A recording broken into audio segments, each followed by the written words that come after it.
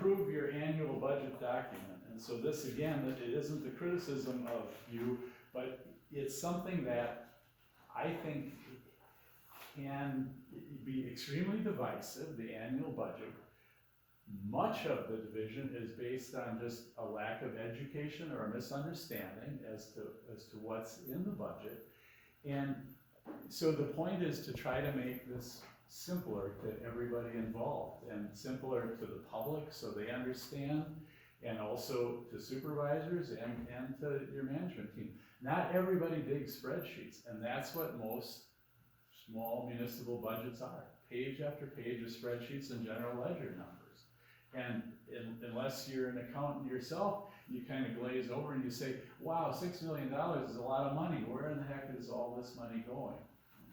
So I included in the back, this is something I really feel passionate about. It's the last, it's 18 pages of your packet here. But this is a letter that I had prepared, a transmittal letter, when I was working down in Salem Lakes, and this was a community that had many parallels with you, and so it wasn't just new board members who didn't understand their budget, it was everybody who didn't understand it. Now, I didn't understand it when I got there. So what I did as we were preparing this budget is just, I'm gonna start a simple memo that tells everybody what the heck this is. And I'm gonna start with the very first entry, on the spreadsheet. And we're gonna talk about it, and so this isn't, you can do better than this. This was done in the context of a single budget year while I was putting the budget together. But the beauty of it is that you can build on this template year after year. When I did the county's first transmittal letter, it was 2 pages. It was 2001, and I was terrified because it was the first budget I did. But we built on that every year, and it became a GFO accredited budget, which is what a goal that you should aspire to. So, if you just page through this letter, at the beginning, it just tells you, okay, this is what we're gonna levy, and this is what we levied last year. And so you can compare it, and you go into talk about the themes of the budget. I think every budget should have a theme to it. What is it that went into the design of this? What were you hoping to accomplish? To retain staff, to develop a new building or whatever it is? What were some of the major themes? And that's usually, what changed from last year. And then, as you page through, I literally started with, general fund 10, and said what it is, the amount, what it was last year, and what it is. So, when you see cable television, it's not necessarily intuitive what that is, right? It's a revenue of $80,000. And then it just tells you here, so it's, the village had a franchise agreement, so that's the monies that we get. And so every cell of the spreadsheet was populated with an explanation. This is fantastic, but verbal communication is also important. Verbal's We always don't good. have that here. Verbal's good, but, the beauty of this is, I had a lot of people reading on my back that, your budget is too expensive, and I take that personally, so this helped. Not everybody agreed with everything that was in here, but it settled people down. Board members who have been on for 6-8 years said, I finally, I understand this. So anyway, just It's not gonna happen overnight, It will so not. you know that. But it's a goal, one of those goals that you start slow and you build every year. And Yeah. with this, you can refer back to it and as opposed to like just the verbal or the spreadsheet. Like, and build on it every year, right? Reference document. and the GFO budget, I put in the appendix some examples of that, and they're beautiful works of art. I don't know, it takes staff and a long time to get there, but you can, if that isn't your goal, you can at least incorporate a lot of the guidance that they provide and make it understandable. All right. Do you have a template? Pardon? Do you have a template? Oh, for that, I'll send you that one. Yeah, that's That'd be great. awesome. Sure. I was gonna ask you, how hard would this be to do it for us? No, I'd be happy It to. would take time, but if I have a template, It'd We're be gonna do it. easier. I like it, yeah. And even if you get through one of them this year, you'll get through more, but hit the save button, bring it out next August, and guess what? all of a sudden you got something. Little by little. Yeah, it looks really good. So, the next one was just improve your meeting procedures, and, I don't, you have a pretty robust set of board rules, which is far more than you see for many cities. So that's a good thing. I think there's some things though that, and you may have some more ideas here. We just were kind of taking what we were hearing and then also looking at your rule book. Again, I can't emphasize enough that amend ordinances, codify your amendments, and I know that in their interview with Chair Jones, he had indicated that the idea of reading, of having to recite the ordinance, an ordinance creating chapter 62, and reading the whole thing. So I think he had shared that, you dispense with that at a meeting, and that's perfectly fine. There's no legal requirement that you have to be the town crier or whatever, and that was always one of my pet peeves, because it seemed like we paid a guy who just read stuff out loud at meetings, right? And I wanted that job. So you don't have to do it, but when you make the decision, you know what, we can dispense with that reading, put it in your code of ordinances. We had it in ours, which said that, unless any member objects, the reading by the clerk of the title will satisfy the reading, whatever it is. But don't leave yourself like, well, did we decide to do that or not? And that's a small example, but fix stuff and improve it as you go along. So I thought you had, the idea of turning people into, board members into parliamentarians is not where we're going. The rule should serve you, not, vice versa. But there were some, agenda preparation is always a pressure point in every organization, right? And so I'm not sure if you've completely resolved that yet, but you've got some code sections that can be read differently, right? And so I think figure out what it is. So right now you say, okay, the chairperson and the clerk put the agenda together, approve the agenda, right? But any board member can place an item on the agenda.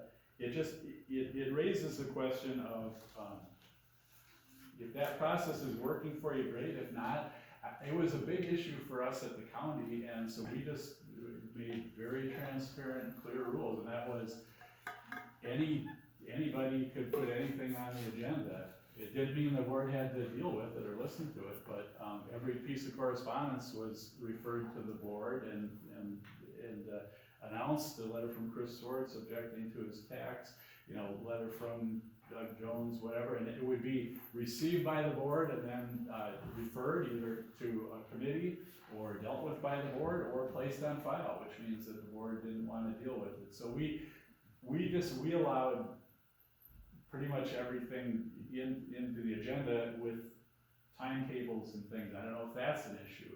It's always good to have deadlines and things as to when that has to be submitted. So if those are pressure points for you at all, we just suggest that you have a night and talk about it, and just, you're not maybe always gonna agree on everything, but set the rules out and codify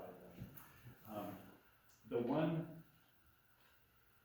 The approval of the agenda, that's what, for example, if you were to have this open agenda process where you'd say any supervisor, anybody can put, we always had supervisor, you guys had the sponsor, but then, during that period, when you say approval of the agenda, we'd have people who would take items off the agenda, and a majority vote would say we're not gonna talk about it tonight because we've talked about it already, or we have other things to do.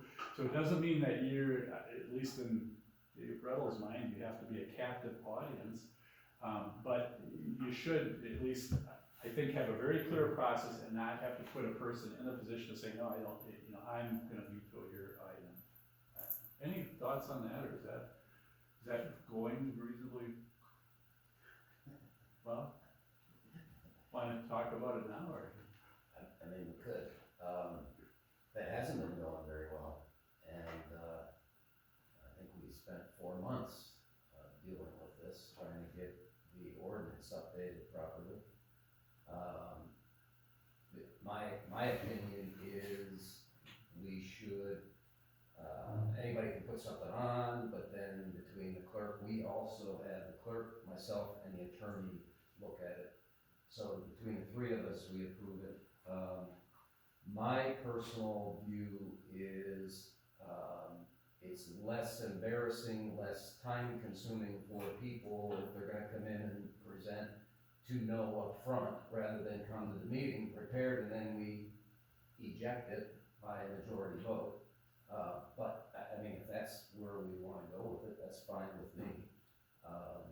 But yeah, we're still sort of struggling with that. No, it's not unique to this organization, it's every, I had a place I worked, the city administrator claimed control over the agenda, and literally, one of the aldermen wanted to fire him, and he said he wouldn't put it on the agenda.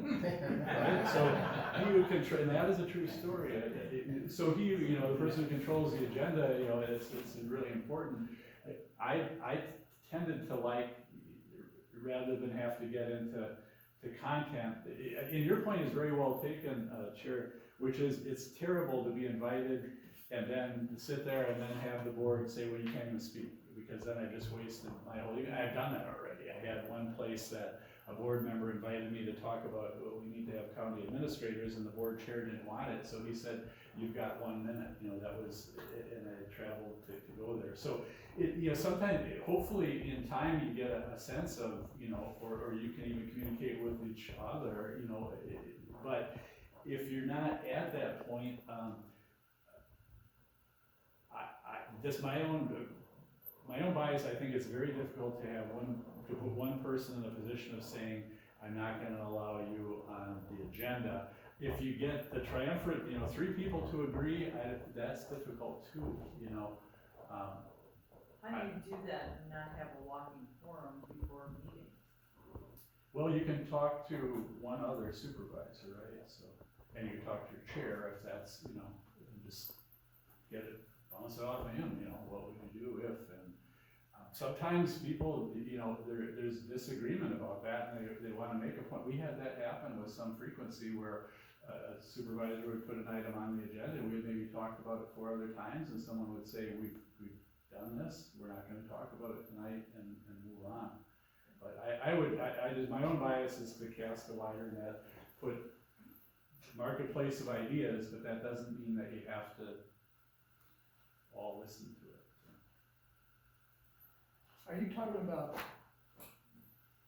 who can be on the agenda from the audience, or are you talking about what can be? Just topics in general. Oh, because, excuse me, topics in general, in many places that I've worked had a rule, and couldn't have anything on the agenda unless there was a full report and recommendation, or a full report. So you kind of discipline people. If you want on the agenda, you gotta work at it. You can't just flippantly put something on the agenda. You have to say why it's on the agenda, here's what action I want, and the board will go, very good, let's, we can act on it. But if they don't do that, they can say, well, next week, if you have a report on it, what are you asking for, what is your request? And then we'll consider it. And that's one way to discipline what goes on in office. You can't just randomly bring things up, because that doesn't help anybody. How are you gonna make a decision if, just that? It helps. Yeah, that is a good idea, and ideally, every item on an agenda should have some type of explanation with it, right? Whether it's a short memo or, so you can start creating some of those And things. the conflict we had here was that was being done, but still denied being put on the agenda. Okay, if we wanna have that discussion right here, Whoa, it wasn't done.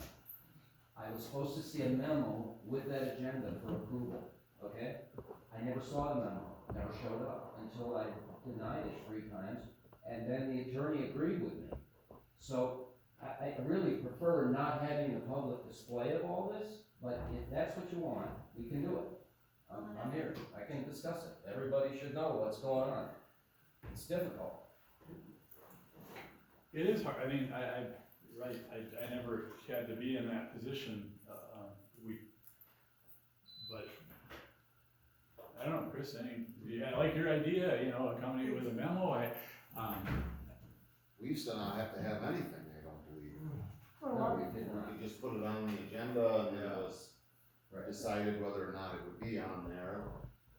Well, the best Or, practice. and then a lot of times we wouldn't know it was gonna be on the agenda. Right. Until Friday Yeah, or it was Saturday. one or the other, yeah, kind of a guessing game, is it gonna be on? I think Is we're it gonna be working- on, or if it's on, you don't have. I any- feel like we're working towards a better place, with having that memo or that report or whatever, when somebody does wanna put something on the agenda. How about an agenda setting meeting?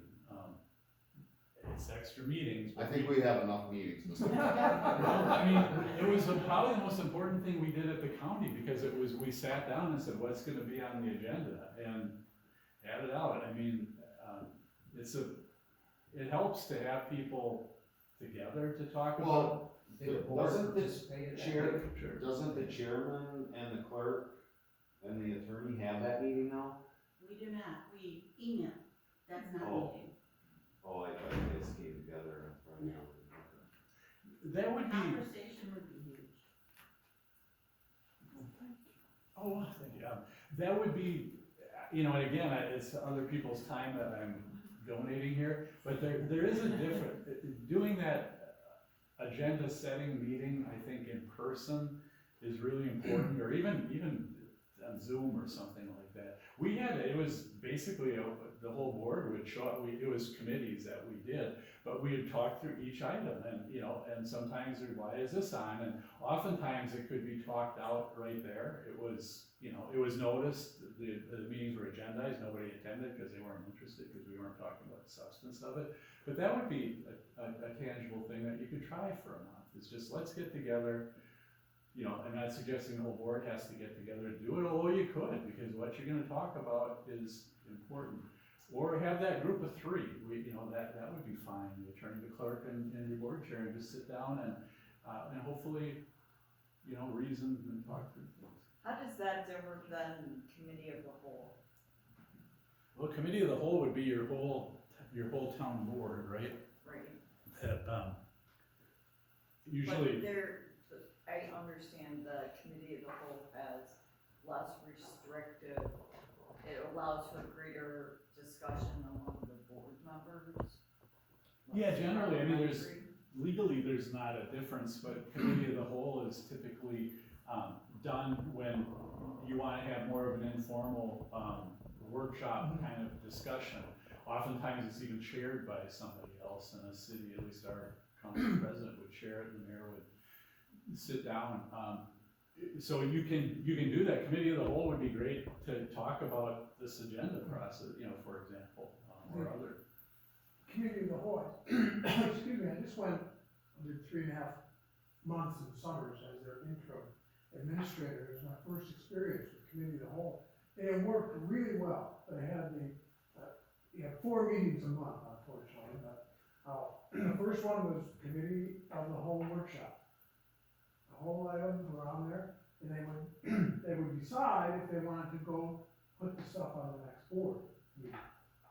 Once they did, we put it on the board, everyone had talked it over pretty much, and so the board meetings were only like 20 minutes. Committee of the whole were 2 or 3 hours. But it gave a lot of room to talk about before it went to the full board. And all the members had not all of them, but it had a kind of a consensus that these items should go to the committee of the whole, Or to the whole. to the whole board. So it was kind of it was a meeting about the agenda, but it was substance, not just the agenda item. So in this meeting, so you're allowed to talk, so what you're saying is instead of showing up at a board meeting and not knowing where everyone's at or what everyone's talking about, you're allowed to discuss all this more informally, and then, You don't make a decision, you No. go ahead and consensus to move it on to the full board. Even though the full board's committee of the whole.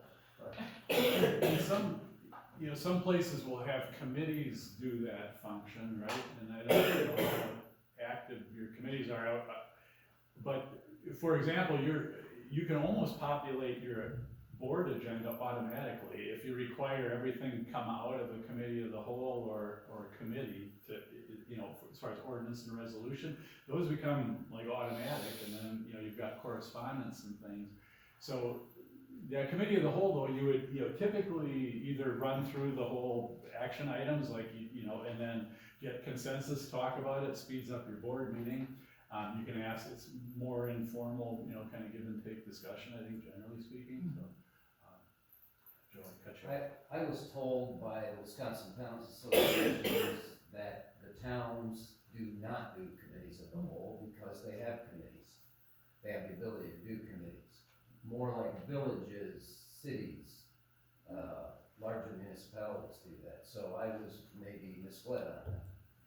No, I think you could do it, I have a problem with committees and very small boards, because it's like, why are we, that was Williams Bay, everybody sat there for their committee meetings and called and adjourned, and you had all these committee chairs and everything, and this was very cumbersome, extra sets of minutes and everything like that. But no, there's no reason why you couldn't do a committee of the whole. We often, it could even be for that training thing if you didn't wanna incorporate it. Usually, or oftentimes it's more of a focused discussion for a longer period of time on a topic, so, but you can use it however you like. What constitutes conducting business?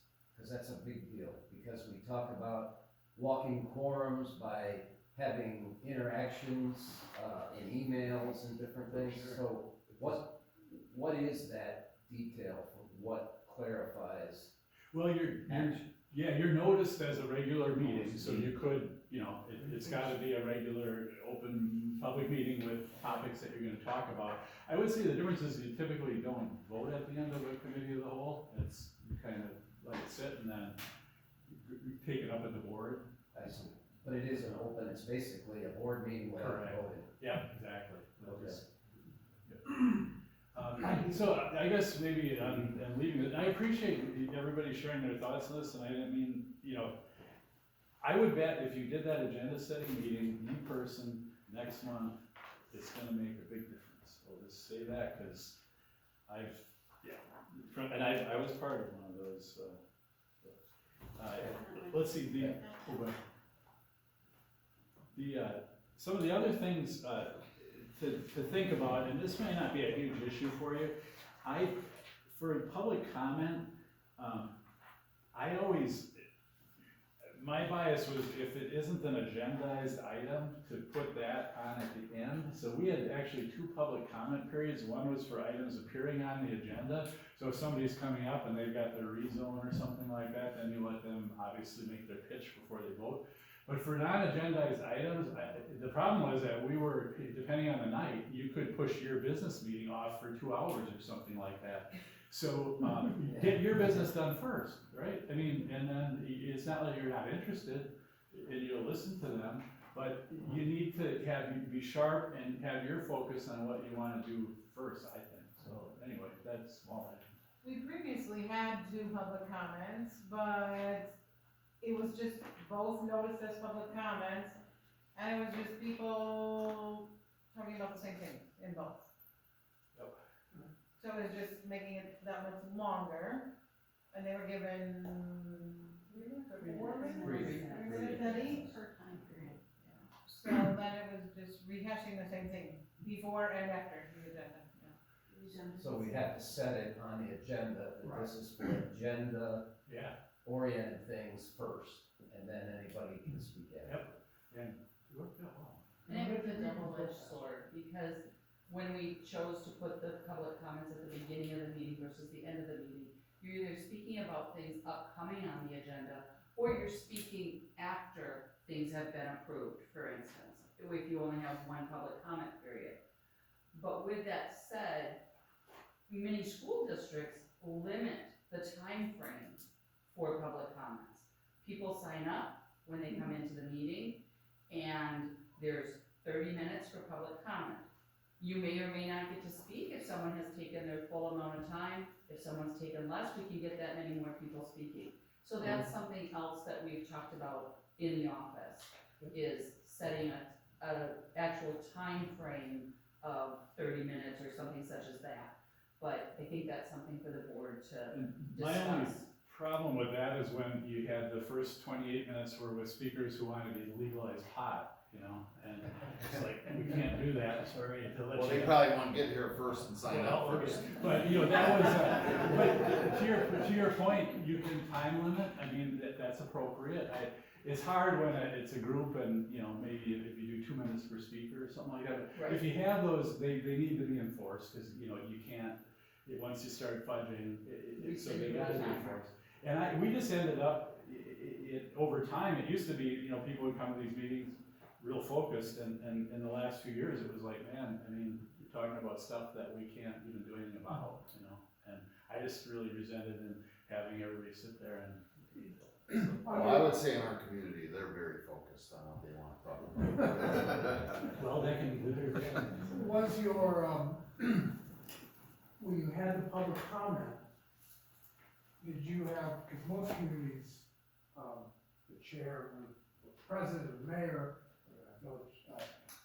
they do not allow the interaction, so if you have a citizen speaking, you don't talk, Yeah, Not we're not allowed to. good, okay, cause It happens, but that it's not took- supposed to. I've been in a community that we had to change that because it was a dialogue and an argument, so you split that off, that's great, that's a big deal. Since you already- Yeah, I mean, public comment can be such and beyond the scope of this, but it can get people more riled up, because they go there, they've got something very bad that happened to them, and then they say, what are you gonna do about it? Well, I can't talk, you know.